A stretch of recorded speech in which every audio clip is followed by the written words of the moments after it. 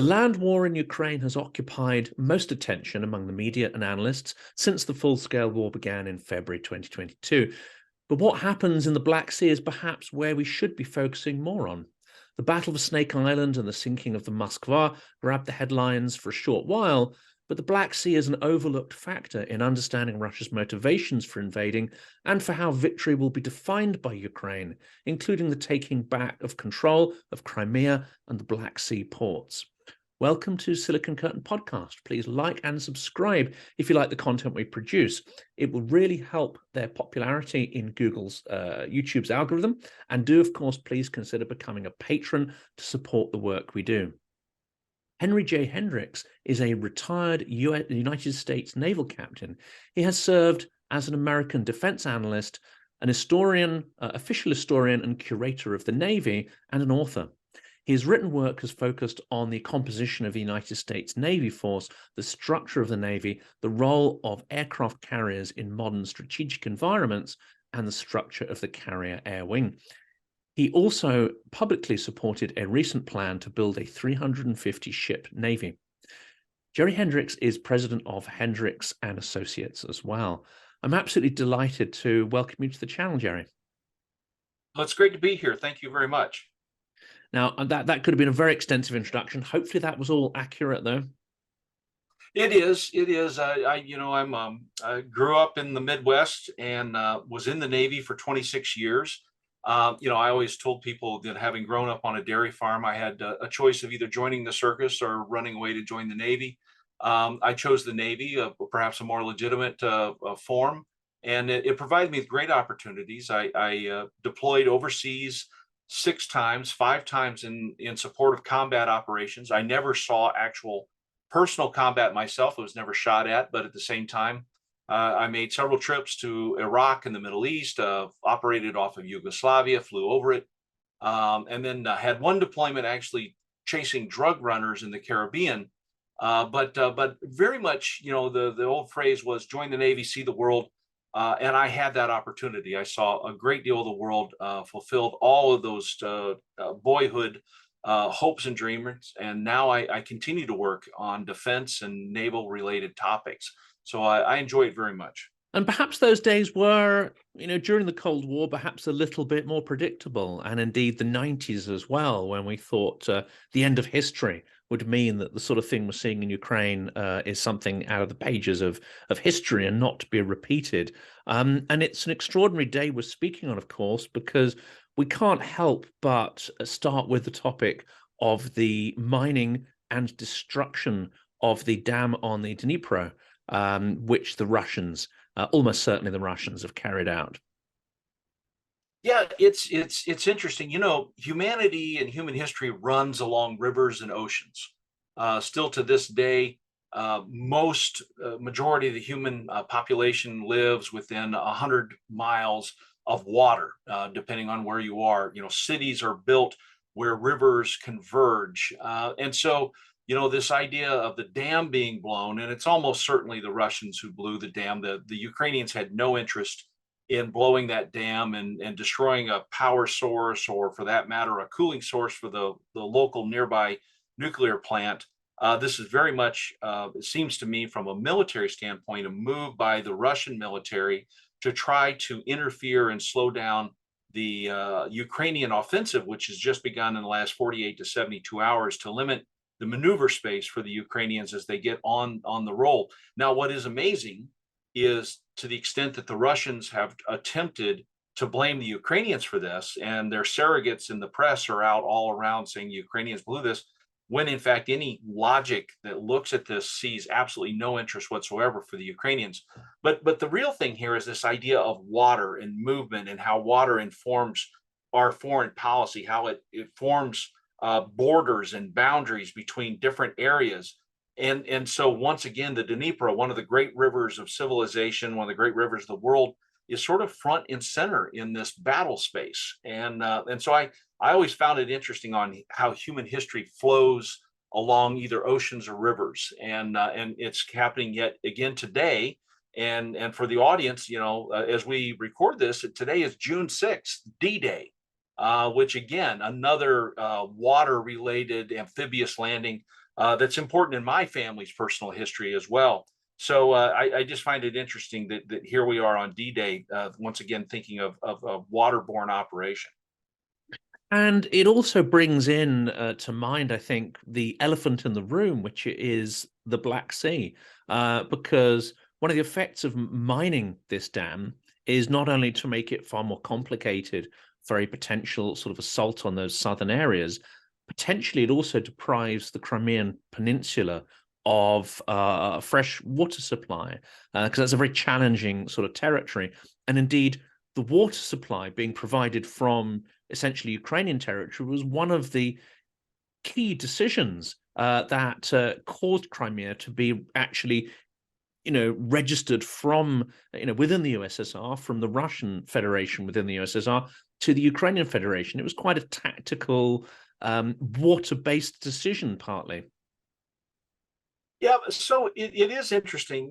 Step back, we look at Russian history and the movement that it's had over time to try and gain access to warm water ports. Starting with Peter the Great and kind of moving outward. This idea there is an instinctive understanding within the Russian strategic mind that they are limited so long as they are a land power, a land-centric power. There was something that Peter the Great understood very early on, that there would be wealth and power and influence if Russia could access the sea, because we know that economically, economic growth rises exponentially with waterborne trade. And so, you first, moving towards Petersburg and then ultimately down towards Crimea over time was really about a means of gaining access to that waterborne port.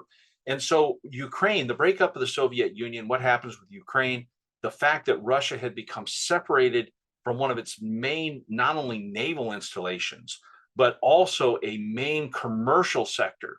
And all that Putin has been doing essentially, here in the new millennium about trying to regain access to that. It's more than just regaining access to the territory. It's about gaining access to the wealth and power of the sea that goes with it, and of course being able to control access to energy supplies as well as grain supplies. And this is one of those things. In the United States, where I sit, of course, we think of ourselves as the breadbasket of the world because of all of our farmland in our Middle West. But for that matter, when H.J. Mackinder was writing a century ago about the heartland, well, the heartland was Ukraine, because that was where not only the grain supplies was, but where oil, which was just coming into the fore at that point in time, and the Crimea and the Black Sea has always been the way that wealth has flowed outward and inward into Russia over the last century. And so I've been watching this campaign. We've all been talking about the land campaign, the movement of armies, and how they've been able to move or not move. But I think the thing that's been overlooked about the entire Russian invasion of Ukraine is the fact this was all about access to the Black Sea and to that warm water port. This is really an oceanic war. This is a war about oceanic goals. And so it's been a frustration of mine that we haven't had that broader conversation in the international arena. And the very idea of Novorossiya, it's of course tied up with, culture, language, and all the other stuff that Russia weaponizes. But I think that was also overlooked, when people were poring over maps, thinking that, maybe in February last year, Russia was going to sort of push forward maybe a little in the Donbass or whatever. The idea that they would push through the entire southern coast and potentially take a chunk of Moldova as well seemed to escape most people's notice, but that did seem to be the original plan. I think Lukashenko accidentally, blabbed on some of those strategic maps at some point, but grabbing that entire southern coast seemed to be the game plan. I think that there's a growing understanding now that the Black Sea competition, whether you're talking about Georgia, the Turks, Bulgaria, Romania, Moldova, Ukraine, now Russia, that this is a sphere of influence, great power competition that's playing out in I won't say a microcosm, because the Black Sea arena is not actually a microcosm, but it is a limited case study of what is happening between the East and the West, that all of the major powers have an interest in this competition. China is sitting on the sidelines because they see this Central Asian area as a major part of their Belt and Road Initiative. They want access for the import export of energy as well as their raw goods through this land bridge. Russia wants this access and this land bridge running down through Donetsk and the Donbass down to Crimea, so they can have that guaranteed. And now NATO has become alive to the issue of what's going to happen with Bulgaria and Romania and the Danube. What does this mean for them? And of course, there sits Erdogan now, who has just exhausted himself financially and politically to regain this power. And so he's in financial straits. He's also, in a less competitive political circumstance now. He wants to be the power of influence over the Black Sea as well. So in many ways, this is the future. This is the next 25, 30 years of great power competition, and it's happening within the Black Sea basin. And we're all focused right now on Ukraine, but we're sort of not understanding everything that's going on around the rest of that periphery. Even, what's going on with Azerbaijan and its ongoing conflicts with its neighbor in Armenia. These things are all right there in the fore. And it's just this interesting, smaller subset of this broader great power competition. And Turkey has played an extraordinary and quite sort of opaque role, hasn't it? It's in NATO, but it's at times sort of made decisions or slowed decisions down that would have been in NATO's interest. For instance, the acquisition of Sweden into the alliance. It's also a hybrid democracy, or become a hybrid democracy. So again, it's got these sort of slightly mixed sympathies, but it has this crucial strategic influence, doesn't it, along the Bosphorus and the access point to the Black Sea. It does, and it's interesting because Turkey has swung. It's oscillated. Of course, it's the remnant of the great Ottoman Empire. One of the great powers of the past. It views itself still as a cultural great power, on par with other nations. It wants to be viewed in the way that it once was, and so they are attempting to sort of leverage their geostrategic location to regrow their influence, not only in NATO but everywhere. Now, what's interesting, of course, is Turkey is sort of the non-Western member of NATO. It at one point in time was viewed very much as a Western member of NATO, but Erdogan and sort of the rise of more of an Islamic nation state has sort of trended away as it's begun to focus on the Kurdish situation or its relationship with Syria, but it wants to sort of regain that influence over the Black Sea. It wants to have that veto power. But what's interesting, I know that there was recently conversation between our president and President Erdogan, in which Erdogan said, "Hey, we'd really like to have those aircraft from you." And President Biden, to his credit, said, "Well, we'd really like to have Sweden and NATO." So it's very clear that Erdogan has sort of made his bed, and now he has to lie in it. He's going to have to negotiate from that, but he does have that whole card. Now, I do have a question myself as to whether the Montreux Convention, which gives Turkey such power over who enters and who leaves the Black Sea, whether that convention will continue to be as influential in the future as it was in the past, because I think Erdogan has actually eroded Turkey's influence. People are getting frustrated with sort of his obstinacy about who has access. And I think that there may be a point in time where we just look at that convention and set it aside, so that no longer applies to the world that we live in now. Russia is very clearly at war on the Black Sea, and other nations probably need to come in to be able to solidify and make sure that we gain access to the food and energy stores that need to come out of that basin. And food is a critical topic, isn't it? For a while last year, we were focused on Russia's blockade of those southern ports and how the grain was going to get out. In the end, Turkey's role in essentially ignoring Russia was crucial in enabling the grain deal to go ahead.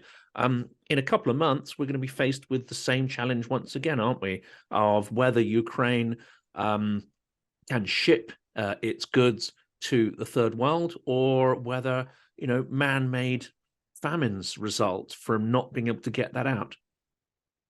It is interesting. I remember last year, and as I said earlier, I grew up on a farm in Indiana in the American Midwest, and so I grew up driving tractors and plowing fields and disking them and planting them along with my father. And my family is still back on that farm today. My dad still lives on the same acreage that has been in the family for over a century now.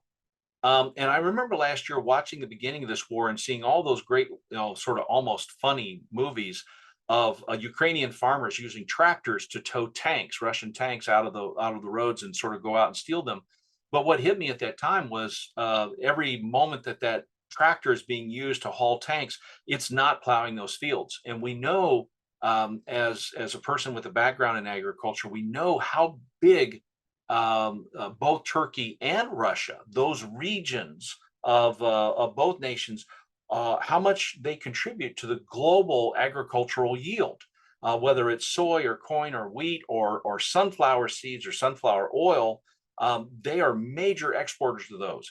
And there's a number of nations around the world, India in particular, which is heavily dependent upon grain exports coming out of that region.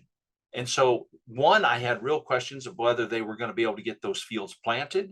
And then the second was, will the crop be able to come out in a timely fashion, or whether we were going to face a global crisis? And it was really interesting for me to watch how China began to greatly buy up soybean futures in excess of what they had previously been doing because of this instability.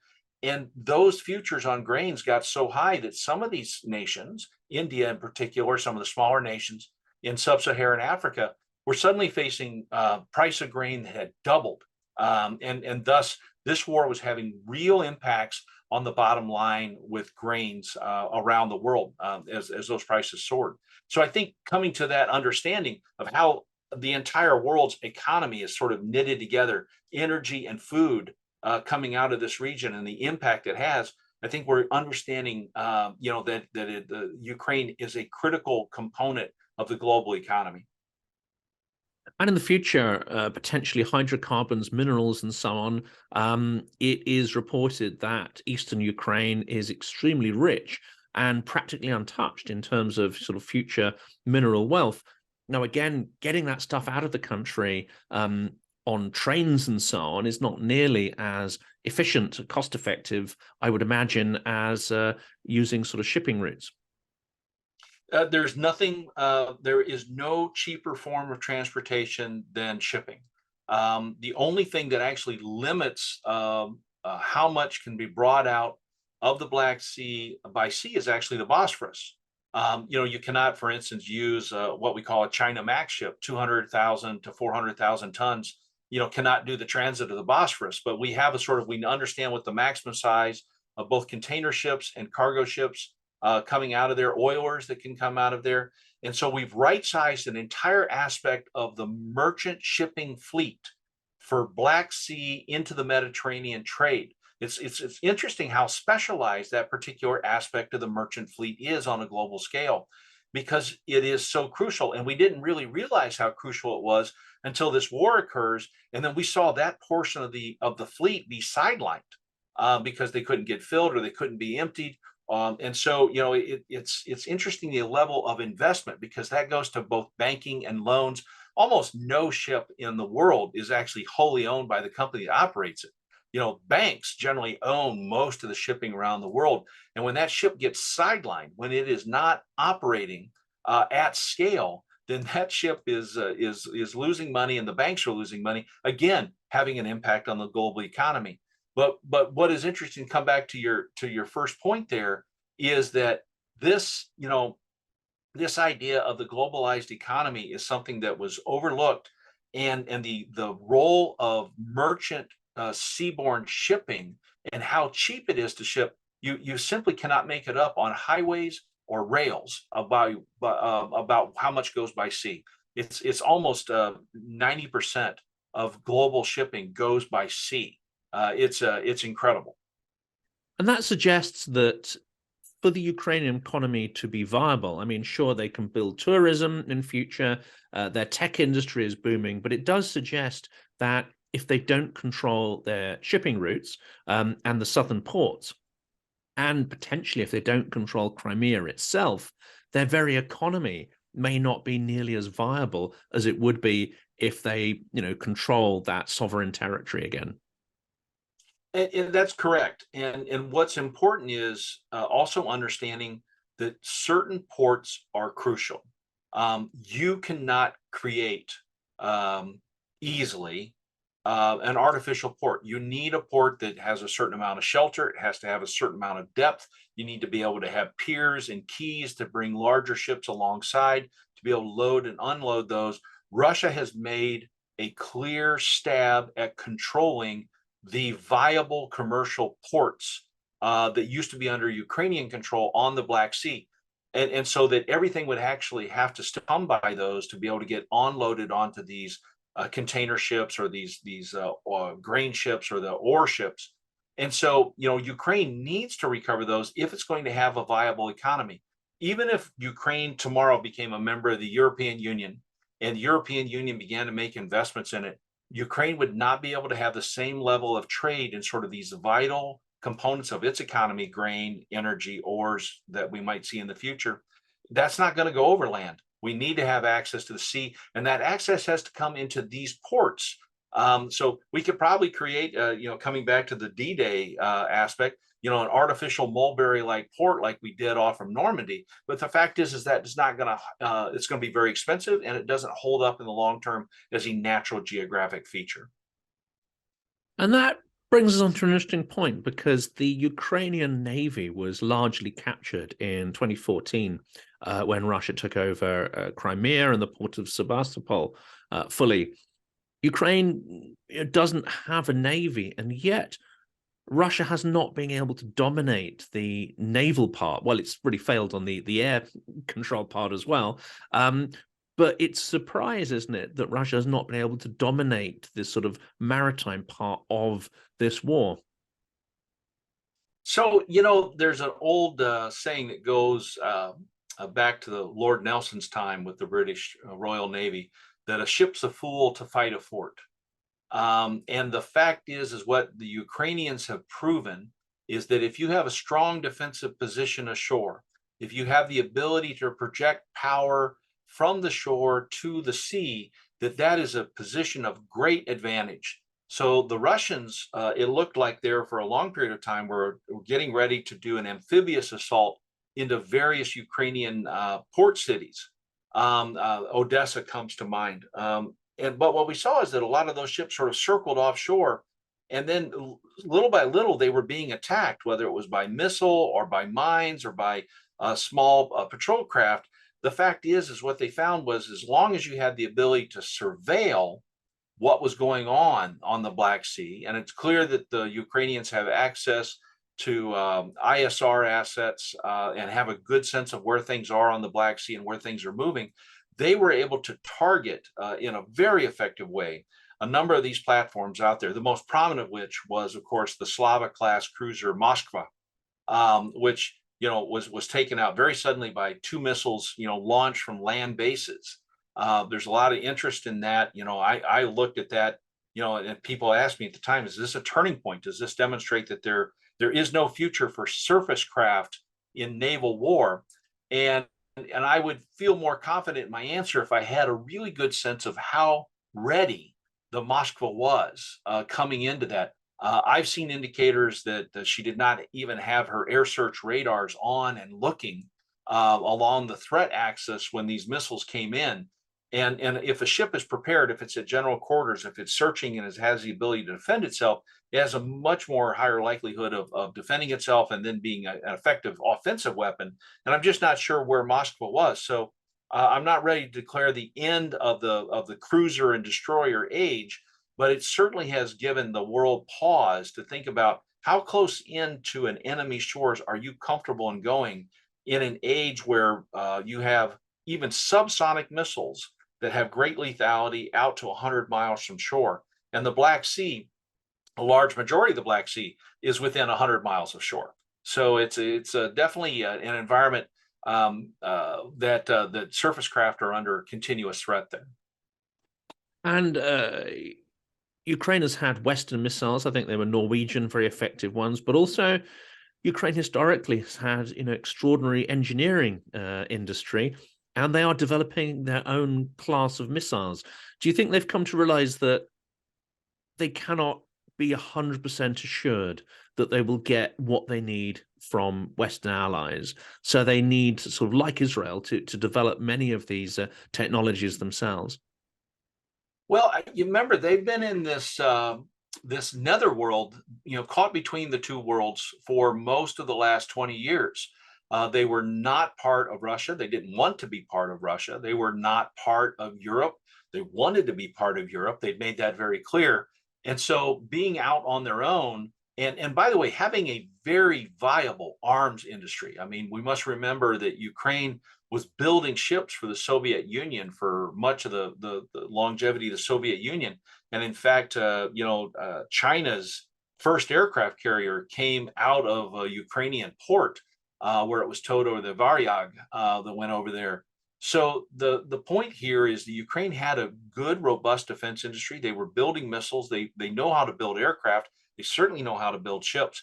So they have a lot of internal capability there. And I don't think that you'll ever see them turn away from that now. They're going to be, I think, very much like the Poles going forward in the future, very sensitive to the threats against them and not being willing to depend upon others to be their protectors. And it'll be interesting, depending on how the war goes, whether it's negotiated, whether Ukraine wins a military victory. You will not, I don't think that we're going to see Ukraine shrink as a military power going forward in the future. In fact, once they get into a peaceful condition, they will continue to invest in their own defensive capabilities going forward. And I think that they will be the shield of Europe, as they feel that they are, and that they celebrate in their culture with their flag and with their state symbols. And so I think that that's where we'll see them go. But they are very smart. They've got great engineers. They've got good scientists. They're all a little bit distracted right now, but they have a good industrial base to build upon. And a thriving tech industry, which, of course, on the whole semiconductor side, is perhaps something that Russia lacks, both the expertise to build out the semiconductors and complex components, but also the programming skills to kind of bring it all together. It's an interesting question, and I'll throw this back to you. Why is it that Ukraine, which has coexisted for so long now, the last century, right alongside Russia, as a satellite state of Russia to begin with, but then moving away, why does it seem to have an ability to be a self-starting, more innovative technological state than the large bear state that sits right next to it? What is in the Ukrainian culture, the Ukrainian psyche, that gives them more of this Western approach to innovation than the Russians do? And by the way, when you answer that, why does that drive the Russians nuts, still to this day? Because no Russian likes to be told the Ukrainians are smarter or more innovative than they are. It's an interesting question. And right at the start of the war, I posed that question to one of Europe's leading historians, as well as a former director, I think, of the FBI. I went to an event where they were both there. And they both said, they didn't use these exact words, but they said it's history, stupid, basically, which put me in my place. But I think what they mean is that there's centuries of culture and centuries of behaviors that predate the Soviet Union. Ukraine was only incorporated into Russia a few centuries ago, and the Soviet mentality is perhaps a sort of veneer over the top, whereas it's emerged from the Russian psyche or mindset. It's been imposed upon the Ukrainians. And what we're now seeing is not a country that is moving away from, being a sort of Soviet Russian vassal state to become European. We're seeing a European country that is throwing off the, shallow Russification that it's had to undergo. I think that more than anything sort of, helps to see Ukraine as part of that sort of dynamic, innovative and creative sort of European culture that sort of gave rise to, industrial revolution and endless wars, but also endless inventions and culture as well. Whereas, and this is I would say the harsh take on it, Russia, even at its height, has a kleptocratic culture. It's a culture that will seek to copy and borrow where it can. And if it can't do either of those things, it will steal. And as harsh as it seems, you go back in history and stand in front of the Kremlin walls. Well, they were designed by Italians, not by Russians. Mhm. And you unpick Russian culture and you realize it's a bit of a magpie culture, to put it mildly. It's interesting. I've often wondered because as you sit where you sit and I sit where I sit in our two separate countries, I'm reminded of that old Churchillian quote that we're two peoples divided by a common language. And here you have the Ukrainians, the Russians, as two peoples that have, in many ways, there is two distinct languages, although there's a large Russian, but they are a common culture with a division between them, and the division is a choice. What has happened between the two nations is a choice that was consciously made by the Ukrainians on a direction that they wish to go. And the Russians resent that choice. The Russian culture has a great deal of resentment within sort of the national psyche about the outsider. And the Ukrainians have sort of a different view towards the need to tilt, that they are, Europe's shield against Asia. And so their identity is more European in their sense. And so we're seeing these things, this division, and this may be why they were, in many ways, they were, to use the phrase, Ukraine was living in Putin's mind rent free. He had this growing resentment of the Ukrainians and their view of the world, their separateness from Russia. And Putin had this view that anything that was great about Ukraine was great because the Russians had made it great, that it had gifted them that greatness, and that they needed to return to the fold. And when the Ukrainians didn't wish to come back under the heel, that's where the resentment really grew. And we were talking a little bit about this at another time, but again, the programming of language, the way that the Russians form their language, the way that they form the logic of the way they view the world is different than the way Ukraine and then Europe in increasing scale views the world. Europe sort of starts at Ukraine and it stretches all the way to the United States as products of this Enlightenment aspect. And it's sort of a graduated scale, and color shift. And so Russia is very distant, and this is one of the things I talk with my fellow Americans. Please do not try to impose American thoughts and American logic on Russia, because they fundamentally think about these things differently. Absolutely correct. Absolutely correct. I think that's right. And also, we have to remember, you mentioned there the Enlightenment. Well, Ukrainians were never serfs. They never had that sort of state system of slavery, which the Russians had right up until the 1860s. And you could argue that from the 1860s through to the early 20th century, that was only partially implemented and then reversed by the Soviet Union, where the population was enslaved by the state. I mean, that's obviously a fairly hawkish interpretation of it, but that's one I kind of take here. The Ukrainians never were those kind of serfs. And Ukraine also, in various periods, underwent things like the European Renaissance, Enlightenment, Reformation. They were part of the main current of European change, which fundamentally, altered people's thinking. Whereas the Russians have a veneer of Europeanism, and many of them would think of themselves as European, but the sort of political system that they've inherited is far closer to, say, the Mongol horde and something Yes. extremely ancient. So, and I would also stipulate that the Ukrainians are a river people. And so the idea of the free flow of trade, the free flow of the river, how commerce flows along rivers down to the Black Sea, this is an aspect of their national culture. The Russians are a land people. Their threats have been from the land. Their sense of accomplishment has always been about expanding the Russian state in terms of land, whereas Europe and the Ukrainians, as an aspect of Europe, have always been river peoples. The divisions between nations have generally been along rivers, but at the same time, those rivers were a source of trade and interchange between two peoples.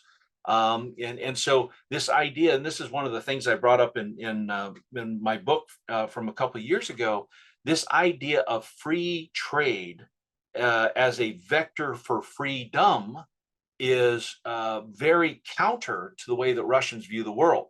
They are very sensitive about this idea of freedom and free trade, because if I allow free trade into my ports, well, this idea of freedom comes along with it. You cannot get away from free trade. So we must have controlled trade. We must control the means of trade. We must control what is traded and in what amounts and at what price. Because if you don't have that, then all of a sudden you're going to have all these wacky ideas about individual freedom and liberty, starting. And if you're a strong authoritarian state, which Russia has traditionally been, then that causes all kinds of instability. You've seen that as freedom is explored in the Russian state, you have these cycles of towards chaos and anarchy, because they just don't know how to integrate that. So again, I think that these are river peoples versus land peoples is another way of looking at this competition. And of course, Russia is a composite of many, many nationalities. So the minute you start to lift your fist off the throat of the people, there is not as much to bind it together. And you're already seeing the cracks emerge with the incursions or insurrection into Belgorod and Kursk, which I think will only increase further. Or at least, the Ukrainian strategy is very much served by sowing chaos in Russian borderlands. But something I really wanted to pick up on, and I think this is an important phrase, you mentioned the word envy. And I think envy, or zavist in Russian, is an absolutely critical concept to understand the conflict, because geopolitics, as it would be argued by Mearsheimer and others, only partially explains what's going on. Envy, I think, is a huge factor here. But in the light of today's destruction of the dam, it's quite a worrying concept, because you could look at the destruction of the dam in purely short-term tactical advantage, and it certainly has that. It also has perhaps informational advantages, in that you can spin it to your Z patriots and your ultra nationalists to say, look, actually, we can be nasty, right? You asked us to be nasty, and we're doing it here. We're giving Ukraine the full force of our wrath. So that's going to go down very well in Russia. As cruel as it might seem to Europeans and Americans, a lot of Russians are going to love this. They're going to think it's fantastic. But this envy also implies that if Russia cannot control Crimea, if Russia cannot control Donbass and the borderlands, then they won't be happy to see Ukraine enriched. And my worry, this is going to end up in a question, my worry is that what we're seeing now is the first stage of a scorched earth policy, where through floods, fire, and possibly even radioactive devastation, Russia will leave that part of Ukraine as an unusable wasteland, because if they can't have it, then nobody should. So this is something I'm very concerned about as well, because when people talk about escalation, everyone was worried where and when Russia would move to tactical nuclear weapons. I discounted that fairly early on, because I think that Russia understands that the moment that they move to tactical nuclear weapons, that there is a high probability that Europe then becomes involved. I don't know that even NATO will be able to hold the Poles back if Russia starts setting off tactical nukes in Ukraine on the border, with Poland. And so, and then there's other members, as Donald Rumsfeld, our former Secretary of Defense, said, there's old Europe and there's new Europe. And the eastern portions of Europe that have joined NATO take a very different view of this war than what the sort of France, and sort of Germany do, although the Germans are beginning to come around to the threat now, I think, from an internal sense. So if this is beginning of a scorched earth policy, if Russia is saying, if I can't have it, neither can you, and I will burn this behind me, this is going to invite elements within Ukraine to look at extending the range. You know, the idea that Russia can attack Ukrainian targets from Russian territory and not be struck in return, that gets set aside. The arguments that go on, you know, we have given Ukraine HIMARS missiles, which are very effective, very lethal. We have withheld the ATACMS missile, which has as much lethality but increased range, and we've withheld that because of concerns on the behalf of U.S. policymakers that Ukraine would then use those missiles to attack targets deeper inside Russian territory. The Ukrainians have already begun to not only attack into Volgograd, but also the use of unmanned drones to attack targets in Moscow. You know, the Russians, you know, people say that's false flag. Hey, I'm willing to say that there might be elements of Ukraine that are actually using this to do sort of terrorist activities inside. Because let's face it, Putin has done everything he can to keep the war from coming to the Duchy of Moscow, because that's where his elites are. He's not drawing his army from there. He's trying to keep them out of the pain. He's tried to spread this out to the outer territories because he needs to keep political cohesion of the state within the state, which is very much the former Duchy of Moscow. And so you're going to start seeing, if Russia continues this, and yeah, the Russians, the nationalists in Russia are going to go, yeah, we're showing those Ukrainians, you know, we're going to take out this dam, we're going to do this. Well, what happens when the gloves come off and the West begins to change the rules of engagement that we've established for Ukraine to allow them to go farther afield, to say, okay, well, if they're going to do that, then perhaps there's some targets deeper inside Russia that need to come onto the target list, and we'll allow those things to happen, and we'll provide them with the means to do it. You can see this escalation ladder starting.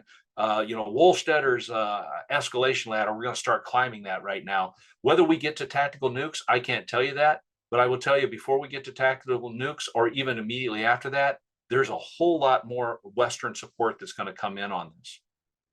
And I think, you know, again, it's impossible to say whether it's Ukraine or not, but I think a really key indicator is not to look at the act itself, but to look at how it is leveraged and who benefits. So one of the things to do, of course, is to look at propaganda. And we see from the destruction of the dam, we see an almost instant response from a whole range of Russian propagandists with a whole series. You know, we're going through the whole series of the usual propaganda arguments, but it suggests that many of those may have been prepared in advance. When it came to the attack on the Moscow suburbs where the apparatchiks and elite live, and when it came to the drone attack on the Kremlin itself, we saw that story being buried almost instantly, and we didn't see much coverage in Russian official channels, and we saw it being sort of brushed off as of no significance. So for me, the guilt is almost, you know, flagged by the intensity and diversity of propaganda that gets flagged up. And one of the questions I wanted to ask you is, similarly, when Nord Stream happened, we saw almost instant response from Russian propagandists, and they made pretty big play out of it. So do you think, is this a reliable method to sort of figure out who did something? Actually, I completely agree with you that you can look at the propaganda and know who was behind these things. I had to laugh. You know, Seymour Hersh wrote a long essay about how the United States was behind the attack on Nord Stream, and any military professional, any naval professional with the least amount of knowledge about what the U.S. Navy can and cannot do in the Baltic, for instance. You know, we cannot penetrate a large nuclear attack submarine into the Baltic. The Baltic is too shallow, it's too confined. Our submarines are really large. That's why the Swedes really have built an entire class of diesel electric boats as sort of, you know, custom fit for the Baltic. But as I was looking at this Seymour Hersh, very clearly a planted story, you knew who it was coming from. And for that matter, still there was somebody just the other day said that, oh, suddenly we found a U.S. Navy's diver's boot next to the place near where Nord Stream was blown. And it's like, well, first of all, we don't take our diver's boots off while diving. No one goes barefoot on the bottom of the Baltic. So that's clearly, and that it wasn't even a U.S. Navy diver suit, but the fact that they will grab anything to try and distract, people away from the truth. And the truth is that the destruction of Nord Stream at that moment, given the fact that Europe stopped sea, was very much in Russia's interest and not in Europe's interest. The destruction of this dam is very much in Russia's interest, not in Ukraine's interest. Look at where the interests lie. Take a realistic look at this. Now, what is interesting about the attacks into Moskva right now, where the apparatchiks were living and so on, the fact is Russia is one of the largest nations in the world. It has the largest land border and sea border out of any nation in the world. And the fact is Ukraine and elements of Ukraine are not limited to simply attacking along the front that Russia has established. They have demonstrated that they can go elsewhere and they can cause the Russians to spread themselves out to try and defend themselves more strongly. There is a liquefied natural gas terminal that sits along the Arctic Ocean in the Russian north, where they're trying to export large amounts of liquefied natural gas to China. That thing is largely open. It's an unsecured location. It would, and I'm just supposing out loud right now because I think about these things, it would not surprise me if there was an unmanned drone attack on that LNG terminal up there, because Russia is so dependent upon that wealth coming in. And it would not take much to come up with a drone that's packed with a lot of C4 or dynamite to be able to go do that types of thing. This war could be spread horizontally very quickly and pressurizing the Russians to have to defend along a very vast border. They, I think, understand that vulnerability, and they're a little afraid that someone's going to notice it and start taking advantage of it. And by the way, a lot of that border is maritime, which again is where my brain sits most of the day. And I think that there's a certain amount of hubris, isn't there? The fact that Putin is not a military specialist, he hasn't come from the military, but he's a low-level spy, a sort of spook and a thug. He may have presumed that, yes, there are these vulnerabilities, but no one would dare to press against that sort of soft belly that is thousands of kilometers long. The Ukrainians seem to be taking the gloves off, don't they? And there are areas where, as you say, in the far north, various facilities along Russia's coast, there's even sort of Japan and the China border, all these are vulnerable, but also Kaliningrad. Russia has a territory embedded within Europe, which could itself become somewhat of a target. Absolutely. There was an analogy someone used a couple of years ago that Putin had done a better job of playing a bad hand of cards than anyone else in modern times. And so they wanted to make Putin out to be sort of a master Metternich level strategist of the modern age.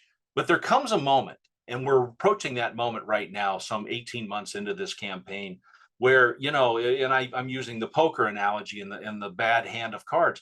At some point in time, someone's going to know that you're holding a pair of twos, and that pair of twos is just not going to win this hand. And I think the world is waking up to the real position of weakness that Putin finds himself in. He has a declining economy. He has a declining population. He's got a demographic of rising alcoholism. He's got, women are not having as many children. He's got nationalism beginning to rise amongst the Central Asian stands, that border him. China is looking covetously at the vast resources of Siberia and the natural freshwater of Lake Baikal. Putin is facing an uncertain future, and he's actually had to make a rough alliance with his nation's oldest and most enduring cultural enemy, with the Chinese. And so at some point in time, this is going to end poorly for this modern day Metternich, who really went too far on a bet that he thought he was going to be able to bluff on. And right now, Ukraine, and for that matter, Europe is waking up and calling his bluff at this point in time.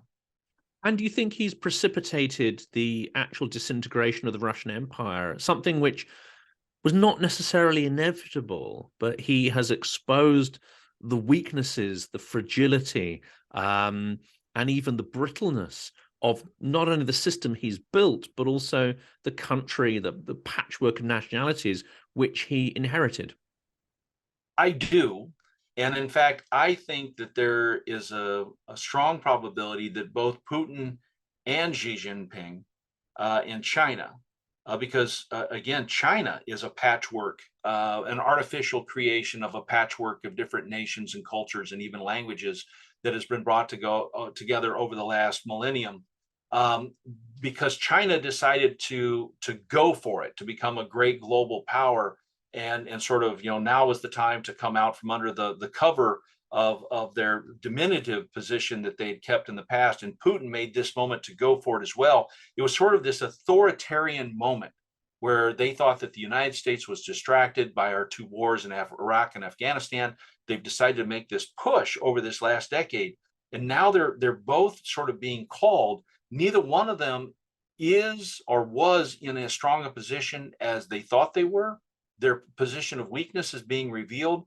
And because the West is now alive to the threat that they are, the authoritarian states that they are, now we are beginning to look at a foreign policy that will leverage military, economic, intelligence strategies to begin to undermine their positions vis-a-vis these other minority peoples that live within them or along their borders. And it's like, you are not a great power, and we will now systematically set about to try and undermine the cohesion of your states. By the way, they've tried to do that here in the United States. We know the intelligence actions that have been taken to try and be divisive within the United States during our political campaigns. Because we know that well, we feel no guilt about turning around saying, okay, fair is fair. I'm going to try playing that game with you now. And let's make that the last question, because I think one of the other actions of Putin is to force not only Ukraine to become an extraordinary military power, but to force Poland, Germany, Europe, Britain to increase their defense expenditure. And this may be the real inheritance of the next decades, is a massively, armed to the teeth and much better prepared Western democratic world, including Japan and obviously other places within that. What role will a reinvigorated sort of naval power play in this rearmament of the West? So it is interesting because Putin went into this thinking that NATO was at the point of fracturing, that it was divided between the North and the South, the East and the West, and that NATO would not be able to come together. He clearly did not think that NATO would come together and with this cohesion that it has now, that we would see this doubling of defense budgets and the sending of arms to Ukraine, and sort of rekindling the common vision of NATO as a defensive alliance against a Russian threat. And they are very much now the frontline focus of NATO and its defensive planning. And you're even seeing Germany come kicking and screaming to increase its defense spending. The smaller countries, specifically Poland and of course the Balts, have been really doubling down on this. Even Romania and Bulgaria are waking up to this, although there's some politics that are going on there about this level of threat. But the point here is NATO is now unified in a way that it had not been before. And we've made long-term commitments to increase defense budgets and arms procurements going forward, and to grow the overall manpower of these. This is going to last as a phenomenon for at least a decade. And the longer this war lasts, the more likely this phenomenon is that it stays in place. As everyone has woken up that, hey, the world is sort of a bad, nasty place. And there are bad people out here, these authoritarian powers, whether it's China or Russia as the two major powers, or whether it's Iran or North Korea as sort of two minor authoritarian powers.